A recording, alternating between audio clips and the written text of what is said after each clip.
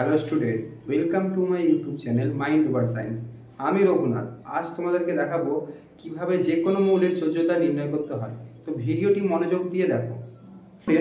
আমি বোর্ডে হিলিয়াম, নিয়ন, আর্গন এই তিনটি মৌল লিখেছি, যাদের যোজ্যতা লিখেছি 0। 0 কেন লিখেছি? আগের ভিডিওতে আমি তোমাদেরকে বলেছিলাম যে হিলিয়াম, নিয়ন, আর্গন এইগুলো হচ্ছে নিষ্ক্রিয় মৌল। নিষ্ক্রিয় মৌল কাকে বলে? নিষ্ক্রিয় মৌল হলো সেই সকল মৌল যাদের পরমাণুর বাইরের কক্ষে ইলেকট্রন সংখ্যা স্থির থাকছে, অর্থাৎ এদের যোজ্যতা সবসময় 0 হবে।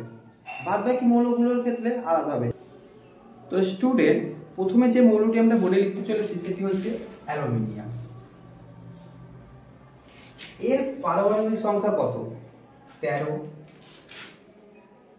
এর ইলেকট্রন বিন্যাস K L M N।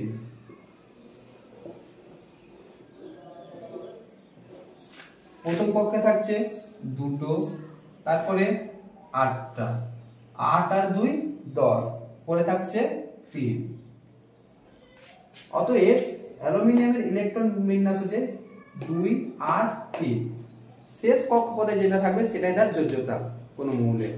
তো অ্যালুমিনিয়াম এটি একটি মৌল, তার শেষ কক্ষপথে কটা থাকছে? 3টা ইলেকট্রন থাকছে, অতএব 3 হচ্ছে তার যোজ্যতা। আরেকটা সহজ নিয়ম মনে রাখবে, সেটি হচ্ছে কোন মৌলের শেষ কক্ষপথে যদি 5 বা 5-এর বেশি ইলেকট্রন থাকে, তবে সেটি 8 থেকে যদি আমরা বিয়োগ করে ফেলি তবে তার যোজ্যতা বের করতে পারব। আরেকটা উদাহরণ দিয়ে দেখাচ্ছি তোমাদের, দেখো পটাশিয়াম।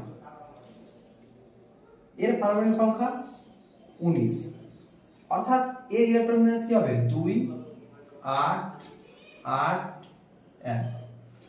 অতএব এর যোজ্যতা কত হবে? তোমরা আগে তাড়াতাড়ি কমেন্টে করে ফেলো। কত হবে? 2 8 8 1। শেষ কি বলেছি যে শেষ কক্ষপথে যেটা থাকবে সেটাই তার যোজ্যতা, অর্থাৎ 1। এরপরে একটা উদাহরণ অক্সিজেন। এর পারমাণবিক সংখ্যা 8, তবে এর ইলেকট্রন বিন্যাস হবে 2 6। এবার দেখো কি বলেছিলাম, শেষ কক্ষপথে, অর্থাৎ এটা O, অর্থাৎ O এর শেষ কক্ষপথ হচ্ছে L। এর কক্ষপথে কত আছে? 6টা আছে ইলেকট্রন। তো 6টা ইলেকট্রন মানে 5 বা 5-এর বেশি যদি হয় 8 থেকে বিয়োগ করে যোজ্যতা বের করতে পারবো। অর্থাৎ 6 তো 5-এর বেশি হচ্ছে, ঠিক কি না? তবে 8 বিয়োগ 6 সমান 2। তো 2 হলো অক্সিজেনের যোজ্যতা। এইভাবে আমরা খুব সহজেই যে কোনো মৌলের যোজ্যতা বের করতে পারবো। ভিডিওটি যদি অবশ্যই ভালো লাগে থাকে সাবস্ক্রাইব আর লাইক করে দিন।